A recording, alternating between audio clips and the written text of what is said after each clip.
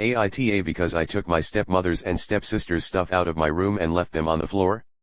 For some context, my dad remarried last year to the woman he had been dating for the past 4 years. She has 3 kids, all girls, and they all moved in like 6 or 8 months before the wedding. The house is big enough for all of us, though. 2 of her kids have to share a room. Neither my mom nor their father are in the picture, so we all live here full time. I'm the oldest of the 4. Now, a few months ago my dad begun some remodeling in the house to accommodate them better, so he and the kids had to sleep in other places of the house for a few weeks and their stuff had to be put away. I let them store some of their clothes and their belonging in my closet with the understanding that they had to get their stuff out as soon as the rooms were fixed. I have a pretty big closet, but I don't really own that many clothes, shoes, or accessories to fill it, so beside what's already there and some books, I have a lot of space. Pretty soon I realized I made a mistake because they never knocked or asked to be let in my room to get their stuff and they only barged in whenever they wanted, but I sucked it up because I offered. Also, besides some small modifications to my room, it was pretty left untouched, so I didn't had to sleep around the house like them. Now the issue, the rooms are all fixed and done and they all got back to sleep and have their stuff there. Problem is, my stepmom and one of my stepsisters took this opportunity to buy more stuff and were pretty much left with cramped closets. They still have a bunch of stuff here in my room and they still barge whenever they want and I'm done. I've asked multiple times and my dad has also asked them to take their stuff out, but they always complain they don't have space and I do, so it hurts no one.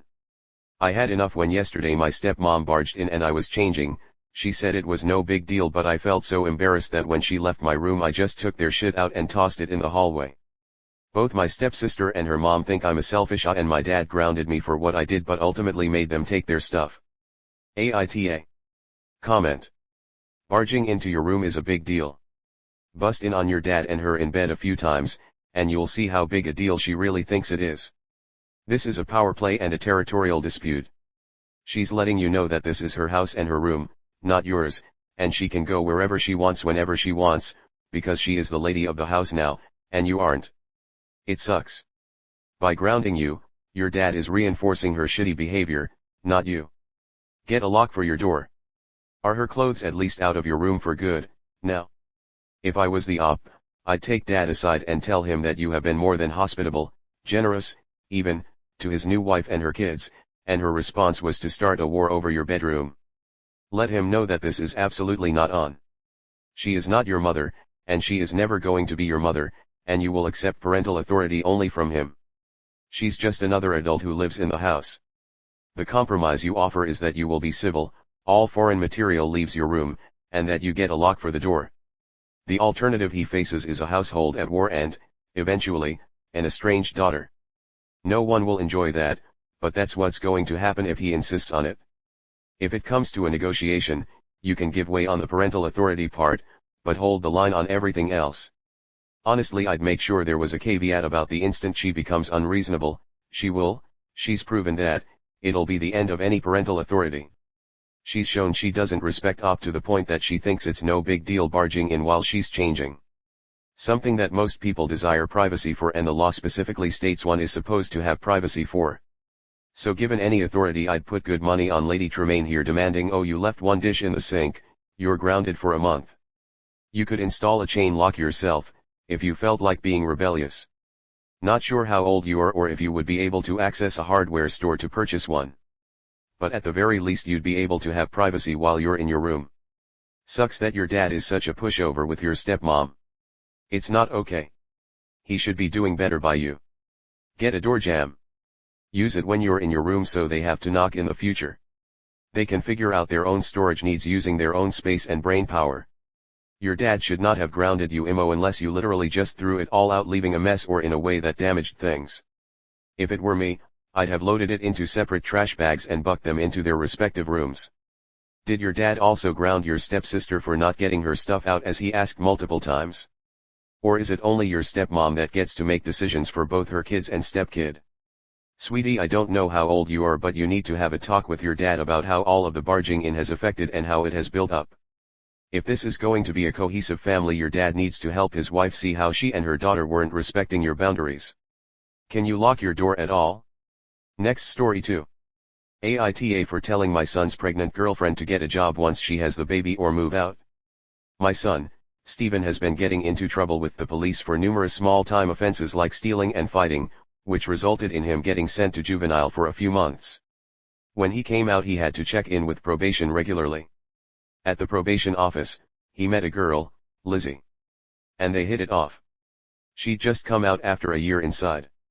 Her family are very well off, but they kicked her out so she was living in a hostel. She was only there temporarily and had nowhere to go after that, so with my permission Stephen offered her to come and stay with us. When Lizzie first moved in it was tough for her. She's used to quite a comfortable lifestyle and was hoping to return to one when she came out, but she settled in quickly. I gave Stephen one more chance after he came home, and fair to him, he's managed to get a job laboring on a building site. Lizzie however has refused to get a job. Before she got arrested she was studying for a degree, and sees jobs like cleaning or admin work as beneath her. She's trying to find an entry-level job in the field she was studying, but has had no success. This is a bit of a problem, as even with me and Stephen working, we only just make enough to cover the rent, food, and bills. More than once we've had to go days without hot water. Lizzie became pregnant a few months back and decided to keep the baby, which Stephen is fully supporting. I'm happy for them, but this will give us another mouth to feed. I said that as soon as the baby is born, if both mother and baby are healthy of course, I expect Lizzie to take any job available. I work as a cleaner in evenings and nights so am around in the daytime to take care of the baby while Stephen and Lizzie work. I told them that if Lizzie refuses, they can look for a place of their own. This made Lizzie cry, and say she doesn't want to do a soul-destroying job because she used to have a bright future ahead of her. I understand this and it's unfortunate, but I've worked shitty jobs all my life, and this building site job is the first Stephen ever had. Living where we do, shitty jobs are a part of life, and we won't be able to provide her baby with a comfortable home if she doesn't get one. AITA. Comment. NTA But why are you happy for them having a baby? Seriously, they are financially insecure, they both have records, their job prospects right now are completely dim and you're happy for them. Doesn't anyone under 25 on AITA know about contraception? But on the question of whether Lizzie needs to contribute you are NTA. Her best bet is to show up pregnant at her wealthy parents and beg for support.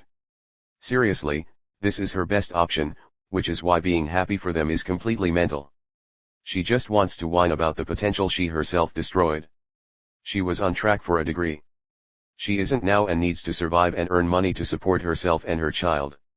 She's not OP's responsibility. She can later pick up on getting her degree. Her life isn't over. It's just changed course. She needs to get over her snobbery about jobs because she doesn't have enough education to work in her field. Heck, even an administrative job in a company in her field would give her lots of exposure and education. She needs to understand that she's an adult with a child to support. If something happened to UP or her son, what would she do? She needs to start thinking ahead and growing up so she can be a proper parent. NTA. Funny how she's too self-important to clean toilets but not too much that she wouldn't get herself involved in criminal activities. On that same note, no one gets a 1-year stint for underage drinking or small-time drug offenses. This tells me she was probably doing some kind of property crime like simple theft, burglaries, or drug dealing. In which case, how disconnected from reality do you have to be to do small felonies worthy of jail time but still expect the world to treat you like some innocent college girl? If people have that attitude against ex-cons, I'm not surprised at our recidivism rate. If they live near one of the all too few re-entry type programs there are, they should be encouraged to try to use the resources available. Basically telling them you got no prospects and your life is pretty much over is not helpful at all. I know plenty of felons who got decent jobs as machinists and other blue-collar jobs who make a decent living, $40K to $60K, which is good for the area I live in. The ones who do the best have an encouraging support system. Just saying. This. I would tell her to get a job now. She only has a few months to save up for baby expenses. If she's not willing to work while pregnant, it's going to be nearly impossible to get her to work with a kid. I don't know where you live, but where I am, you can walk into almost any fast food place and get a job. If you guys can barely afford hot water, how are you going to afford diapers and formula? Tell her to get a job now. Give her 2 weeks, or she's out. Maybe a few nights at a homeless shelter will get her to reconsider taking whatever job she can get because it seems her pride is still more valuable than food on the table. Have a serious talk with your son. They need to be saving now for the baby. Honestly, I'm more focused on why no one has given the wake-up call that she had a bright future and turned the lights down on it by committing a crime. Plus, and this is just a guess here, I expect an entry-level job in the field she was studying requires a degree and most likely a background check. We know she wouldn't pass the background check and it doesn't sound like she has the degree, so she wouldn't even be eligible likely. It feels like she's being coddled even before getting pregnant. She needs a tough talk on the long-term consequences of her actions and shifting her perspective to the current reality of her life, rather than the one she expected to have. My partner's father allowed me to move in with them despite never meeting and being some random kid his son picked up off the street. My mother had just died, my father kicked me out a day after, and while I wasn't the worst kid out there I was getting worse every day due to that death and several other traumatizing events.